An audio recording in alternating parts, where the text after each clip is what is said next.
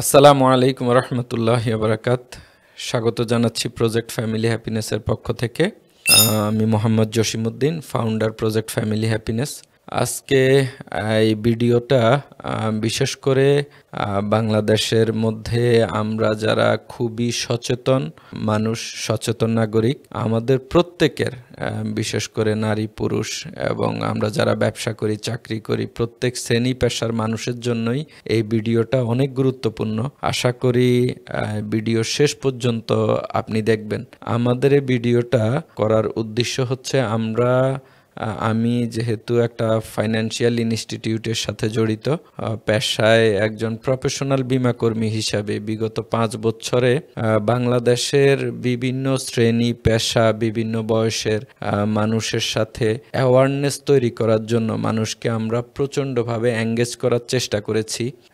যে একটা ক্যাম্পেইন মানুষের মধ্যে পর্যাপ্ত পরিমাণে যেন স্বাস্থ্য ঝুঁকির আর্থিক নিশ্চয়তা ও পারিবারিক আর্থিক নিরাপত্তার বিষয়ে একটা জনসচেতনতা আমরা তৈরি করতে পারি, এবং আমরা প্রজেক্ট ফ্যামিলি হ্যাপিনেস থেকে এই কাজগুলা নিরলসভাবে করার চেষ্টা করতেছি যে আমাদের দেশের সার্বজনীন একটা প্রকল্প যেন আমরা সার্বজনীনভাবে এটার বিউটিটা তুলে ধরতে পারি। তো আমরা আজকে আপনাদের সাথে এই ভিডিওতে এমন কিছু বিষয় নিয়ে আলোচনা করব, কিছু তথ্য আপনাদের সাথে শেয়ার করব।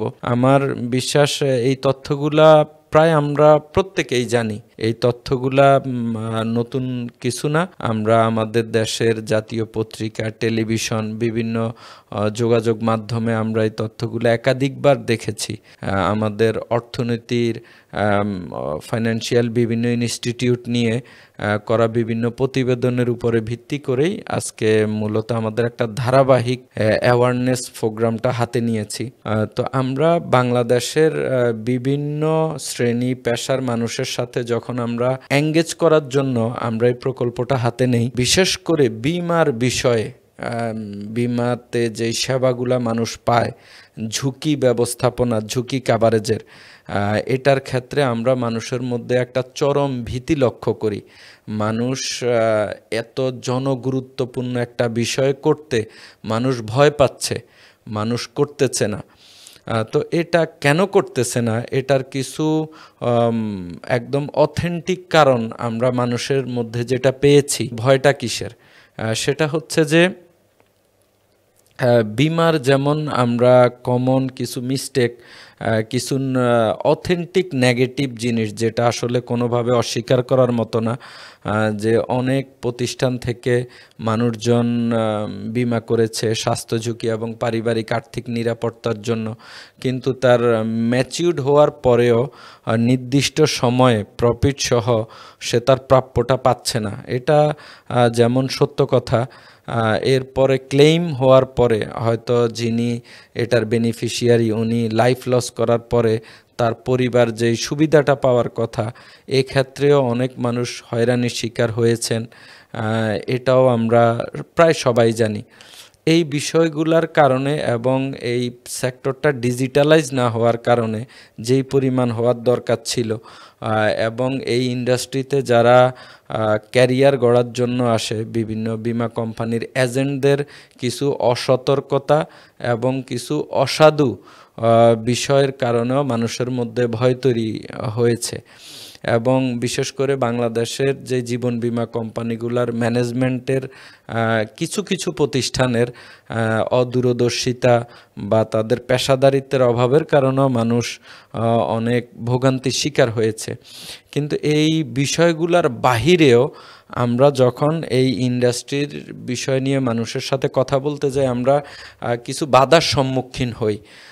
সেক্ষেত্রে আমরা দেখলাম যে ধরেন মানুষ যখন বলি যে ভাই আপনার এখানে সেভিংস উইথ প্রোটেকশনের কথাটা যখন বলি, সে তখন তুলে আনে যে ভাই আগে তো আমি ডেস্টিনি নামক প্রতিষ্ঠানে বিনিয়োগ করেছি, বা যুবক নামক প্রতিষ্ঠানে বিনিয়োগ করেছি, বা আরও মাল্টি লেভেল মার্কেটিং সহ বিভিন্ন ক্রিপ্টোকারেন্সি, এই বিষয়গুলোকে মানুষ তুলে ধরে, এবং এটার সাথে মানুষ ইন্স্যুরেন্সের মতো সার্বজনীন বিষয়ের কম্পেয়ার করে, তুলনা করে, এবং ওই জায়গাগুলোতে সে যেহেতু আর্থিকভাবে ক্ষতিগ্রস্ত হয়েছে, ওই ক্ষতিটা এখানেও সে হবে এই আশঙ্কায় সে এই বিষয়টা থেকে দূরে থাকে।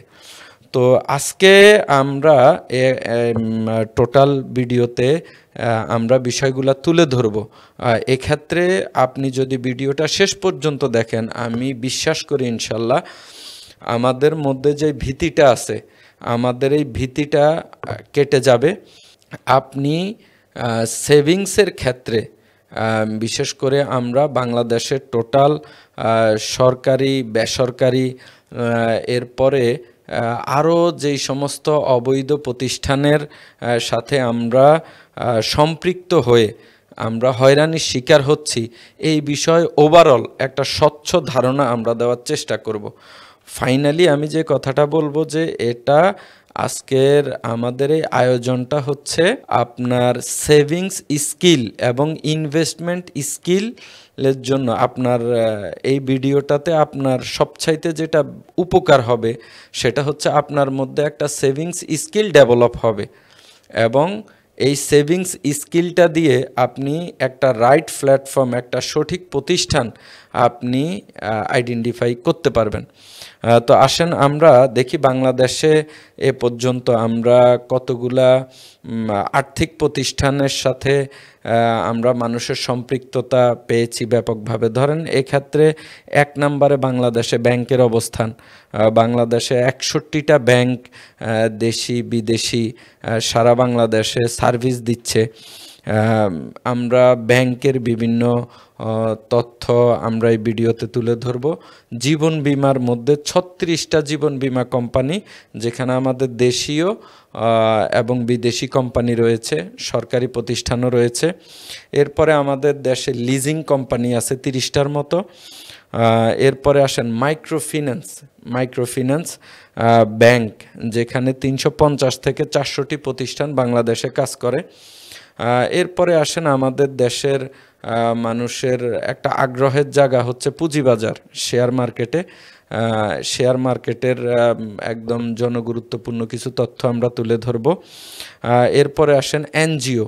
বাংলাদেশে টোটাল আমরা যে হিসাবটা পেয়েছি 2625টি কম বেশি দেশি এবং আন্তর্জাতিক এনজিও আমাদের দেশে বিভিন্ন সেক্টরে, বিভিন্ন সেবামূলক খাতে কাজ করতেছে।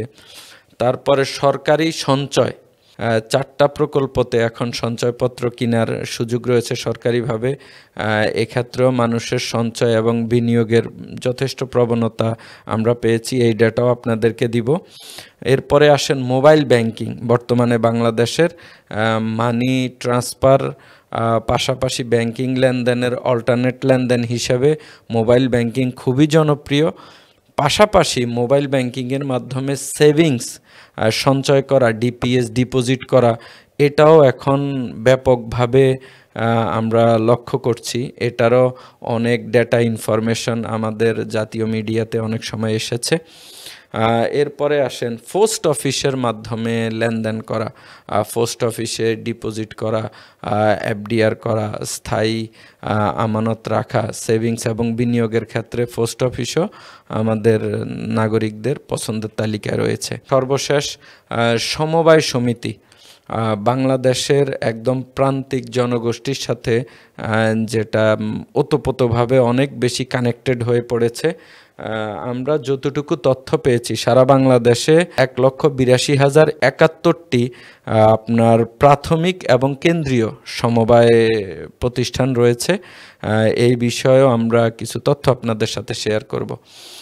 তো আমাদের দেশের মানুষজন সঞ্চয় এবং ইনভেস্টমেন্ট, সেভিংস এবং ইনভেস্টমেন্টের জন্য এই জাতীয় প্রতিষ্ঠানগুলোর সাথেই সচেতন মানুষজন লেনদেন করে। এর বাহিরে একটা বড় অঙ্কের টাকা, বিশেষ করে যেটার সাথে গভর্নমেন্টের কোনো বৈধতা নাই, এই রকম সেক্টরে গত 20-25 বছরে যেখানে লক্ষ কোটি টাকা মানে অসম্ভব লেভেলের বড় অ্যামাউন্ট মানুষ ক্ষতিগ্রস্ত হয়েছে, যেই টাকাটা রিটার্ন পাওয়ারও হয়তো কোনো দিন তাদের কোনো পসিবিলিটি নাই। সেটা হচ্ছে মাল্টি লেভেল মার্কেটিংয়ের বাংলাদেশে বিভিন্ন জরিপ বা তথ্য অনুযায়ী গত 25 বছরে প্রায় 75 থেকে 100টা প্রতিষ্ঠান যারা বড় বড় আর্থিক কেলেঙ্কারির সাথে যুক্ত হয়েছে, দেশি এবং বিদেশি প্রতিষ্ঠান। এরপরে ক্রিপ্টোকারেন্সি, তারপরে আসেন বিভিন্ন অ্যাপস, গেমলিং সাইট, এগুলার মাধ্যমেও মানুষ সেভিংস করতে গিয়ে বা ইনভেস্টমেন্ট করতে গিয়ে সে তার সর্বোচ্চ হারিয়েছে। তো আমরা অল ওভারলি আমাদের এই ধারাবাহিক এপিসোডে আমরা চেষ্টা করব এই বিষয়গুলার একটা ডেটা তুলে ধরার জন্য, যে ক্ষেত্রে আপনি অবাক হবেন। আমি খুব আপনাকে একটা খুব গুরুত্বপূর্ণ তথ্য দিচ্ছি, আপনি অবাক হয়ে যাবেন যে বাংলাদেশের ফাইন্যান্সিয়াল ইনস্টিটিউটগুলা যেমন আমাদের অনেক অর্জন আছে, অনেক প্রাপ্তি আছে, আবার আমাদের দেশ থেকে যে পরিমাণ টাকা পাচার হয়েছে, যে পরিমাণ মানি করাপশন হয়েছে, এটার সাথে যদি আমরা এই বিমা ইন্ডাস্ট্রিটাকে তুলনা করি, তাহলে ইনশাল্লাহ আমরা দেখব অনেক ক্ষেত্রে এখনও অনেক ফাইন্যান্সিয়াল ইনস্টিটিউট বা অর্গানাইজেশন থেকে এই ইন্ডাস্ট্রি অনেক বেটার পজিশনে আছে। তো ইনশাল্লাহ আপনারা প্রত্যেকেই আমাদের এই যাত্রায় আমাদের সাথে থেকে আমাদের বিশেষ করে স্বাস্থ্য ঝুঁকির আর্থিক নিশ্চয়তা ও পারিবারিক আর্থিক নিরাপত্তার মতো এত একটা জনগুরুত্বপূর্ণ সার্বজনীন প্রকল্পতে আমাদের সারা বাংলাদেশের সর্বস্তরের মানুষকে এঙ্গেজমেন্ট করাতে আমাদের এই আয়োজনটা ব্যাপক ভূমিকা রাখবে বলে আমরা মনে করি। ধন্যবাদ।